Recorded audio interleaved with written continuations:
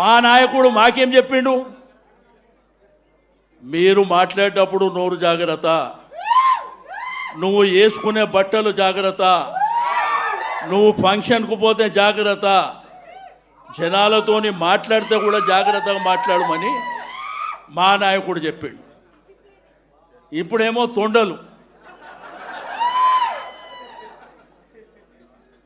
మా మన్మని అడుగుతున్నాడు, నాకు ఈ తొండ అంటే ఏంది తాత అంటే ఇప్పటి జనరేషన్కు ఏమి నేర్పిస్తుంది. రెండోది, మొన్న జరిగినటువంటి ఎన్నికల్లో కరెక్ట్ 3 రోజుల ముందు జూబ్లీహిల్స్లో ఎట్లయితే 200 కోట్లు ఖర్చు పెట్టిర్రో, మళ్ళా 3 రోజుల ముందు ఊర్లు గ్రామాలు విచ్చలవిడిగా ఆ రోజు కేసీఆర్ గారు లోకల్ బాడీ ఎలక్షన్ జరిగితే ప్రచారానికి ఎక్కడ పోలే, మంత్రులు ఎక్కడ పోలే. మొన్న కూడా కేటీఆర్ గారు, హరీష్ రావు గారు కూడా వారి యొక్క నియోజకవర్గాలకే పరిమితంగా పనిచేశారు.